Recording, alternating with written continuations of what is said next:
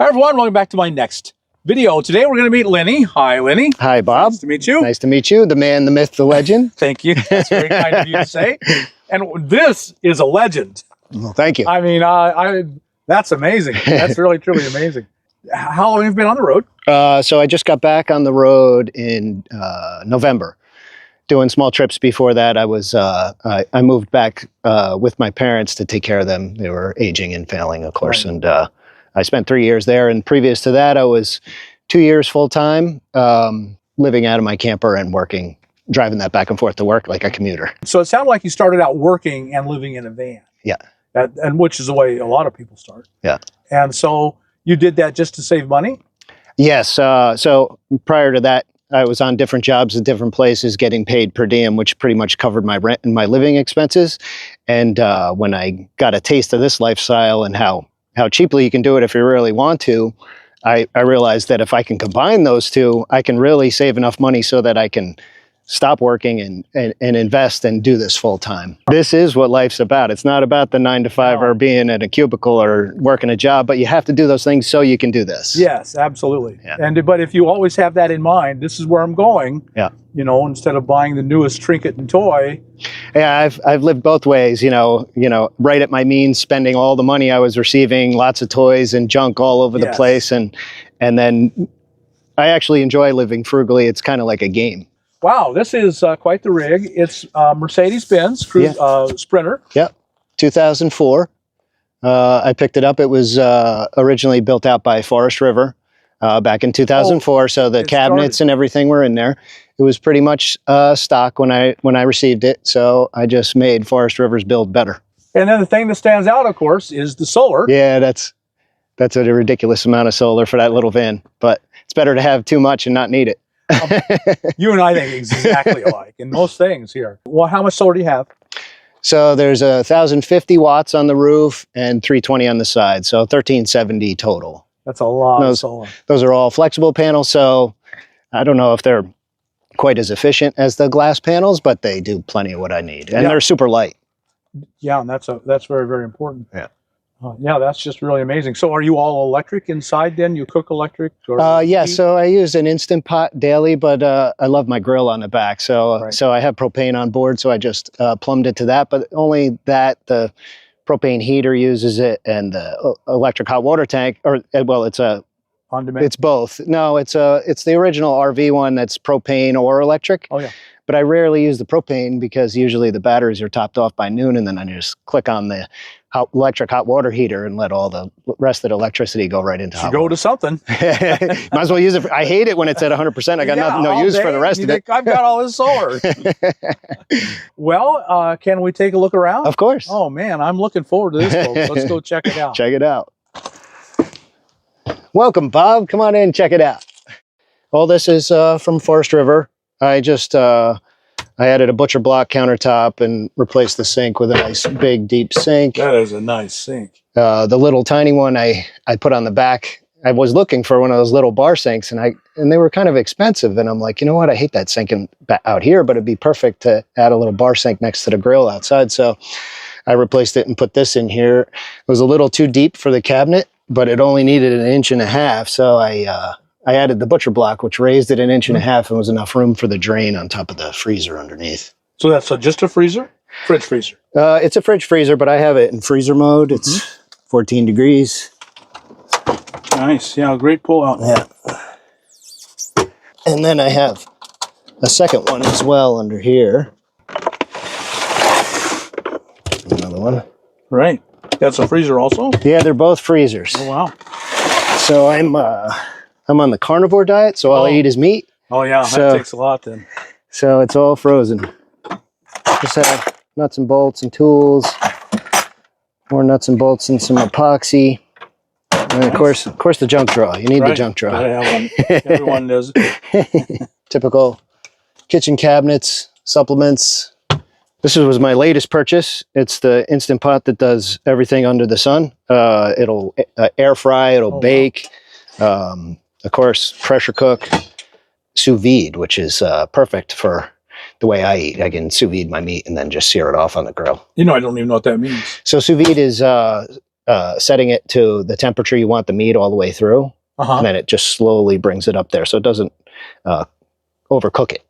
Right. So if you if you set 160, it'll be 160 all the way through, right? And then just and does nothing to the outside. Nothing. Well, so it has to be in something. Otherwise, it's kind of boiling it. So I just do it in the package that it's in. Oh, it's in plastic, unfortunately, but it's hard to avoid. Yeah. Yeah.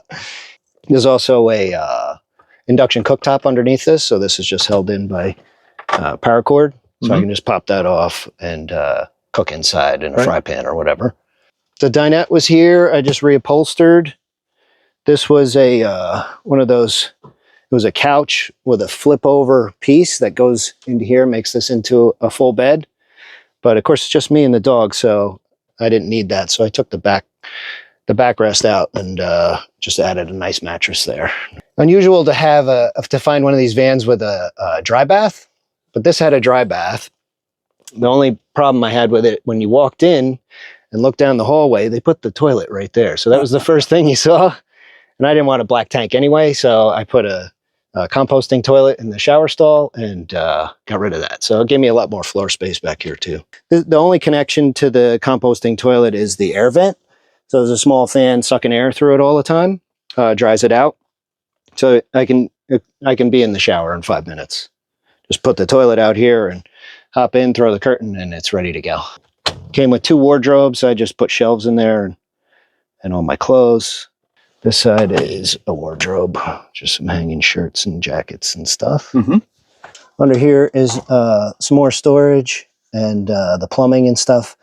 And the fan worked out perfectly. So on cold nights, if I run the furnace or the diesel heater up front and turn this fan on just one, it'll circulate that hot air underneath the bed, and that's where all the water lines and water tank is. So none of that'll freeze. Yeah, this fan actually came with a diesel heater from the factory. It's a hydronic heater. So this was a delivery van from Mercedes, and doing deliveries, the engine wouldn't get hot enough. So they have a booster heater. So I just rewired it so I can turn it on at any time and make the engine hot and the heater core hot, and then just run the fan in the dash. I can disconnect the truck battery, so everything in the dash is running from the house battery. So this originally came with 1 deep cycle battery in here and a big cage for a 3rd person seating.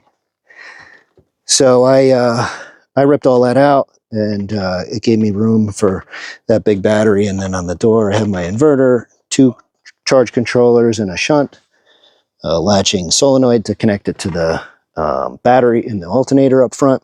That is a huge battery. That is a 460 amp hour battery. Wow. That's my second purchase. My first purchase was these. So there is 3 100 amp hour batteries when they were $1,000 a piece. Yeah.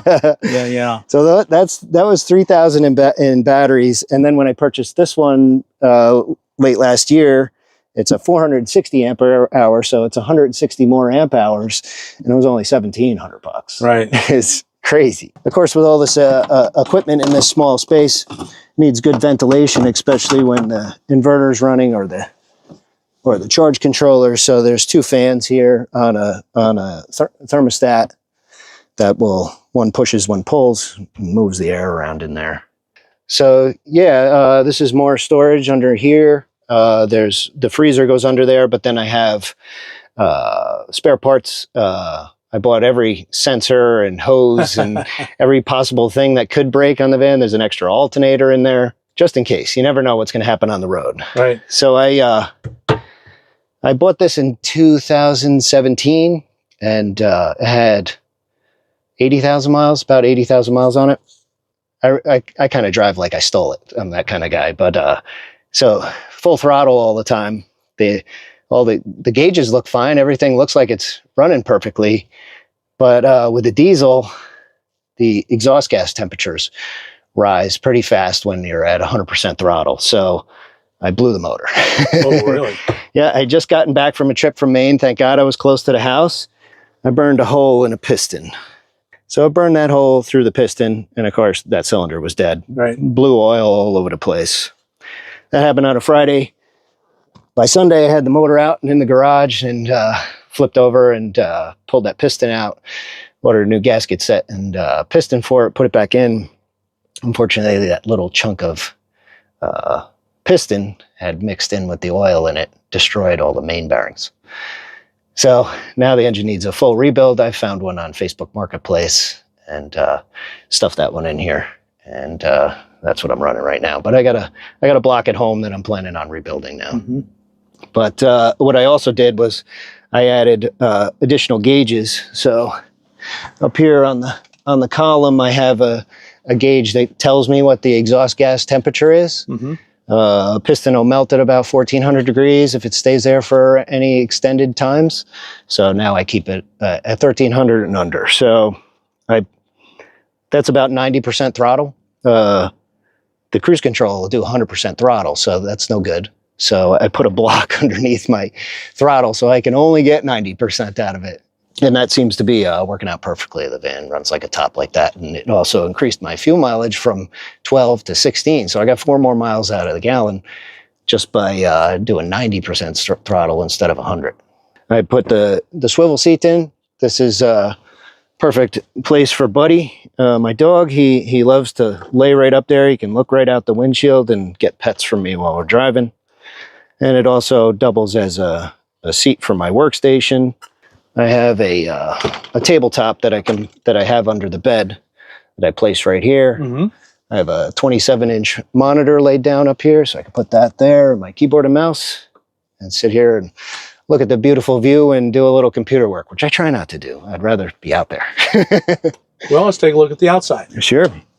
When I did the roof rack, I added a water bladder, which is back there in that cradle, which will hold 60 gallons. I've never put 60 gallons in it. That's a little extreme for the roof, but I'll put 30 in there. And these are just held on by turnbuckles, so you can just unstrap these. And then it'll hinge out. You can put something behind it to get perfect angle to the sun, or you can unclip them and put them out in the sun and then have your van in the shade. That's really nice. The rooftop air conditioner was super inefficient, so I bought that window unit and put it in the emergency hatch back there, and that's only 8,000 BTU. It's perfect for the van, super efficient, and the window helps protect it, and so that'll run overnight no problem. 760 amp hours of battery, and I'll still be at 50% by the morning, even if it's 80 degrees out. This is one of those swing away hitches, which I purchased at your recommendation. Watched your video on the swing away and the stowaway box. One of the jobs I was on had an old beat up picnic table, so I just cut it up and mounted that to it. And then had an old grill laying around, took the legs off it and strapped that on there and just ran the propane line to the quick connect that was already available on the van. Grill gear. Oh, nice. In this bin. And then stainless steel nuts and bolts. When I took the sink out of the cabinet, out of the kitchen, decided to mount that here. And just do that and do everything outside, which is nice. My goodness. That was so fast and easy. Yeah. And you're plumbed into your system, so Yeah. wow. You got a complete outdoor kitchen, basically. Yeah, I can do it all outside. Yeah. I needed a way to get up on the roof, so this is a motorcycle ramp. Oh, how about that? What a clever idea. It had the exact curve of the body of the van. How about that? So it turned right in. And then this is a metal puck to hold the doors back. Yeah. So I just added a magnet to it. It comes right off, and I can walk all the way around the van and get up anywhere I need. Yeah. That's the gravity fill for the 24-gallon water tank. And then the bladder's up there, so all I have to do is, when I need to fill water, I can connect the hose here, and I can choose which tank it goes in with these 2 valves. And then when I'm out in camp and I want to get the water from the water bladder, there's just a plug in the inlet. Right. And just turn on these 2 valves, and water's flowing into the tank. That was where the generator was. So I put this toolbox in there. Put a 2-inch receiver in the front, thinking that would be a great place to put a winch or bicycle or carry other stuff on the front. Those are the biggest tires you can fit on there without them rubbing. A lot of people ask me if it's 4-wheel drive, but it's not. It's just 2-wheel drive. Yeah, during my initial travels, trying to get way off the grid and in beautiful places, a lot of times the cell service is either weak or non-existent. So I had bought one of those WeBoost cell boosters and just had the little puck antenna on the roof, which did a little bit, but I knew that if I got that up in the air, that I'd get much better service. So I bought that 24-inch or 24-foot extendable antenna, and that's made for a house. You're not supposed to permanently mount it, but I permanently mounted it anyway. It's not going anywhere.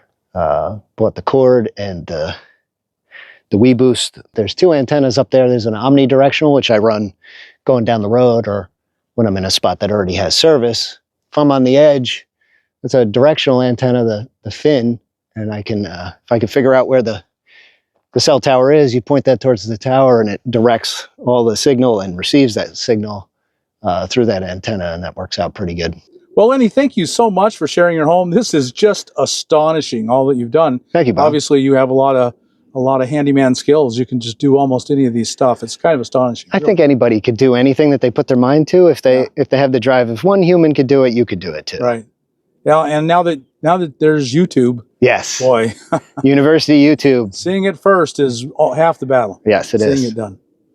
Well, thank you so much, Lenny. I really appreciate your sharing your home with us, your story. Folks, if you got anything out of this video, and I know you did, like us on YouTube, subscribe to the channel, hit that thumbs up button, and we'll talk to you later. Bye, everybody. Thanks a lot, Bob. I really appreciate meeting you today. Our pleasure.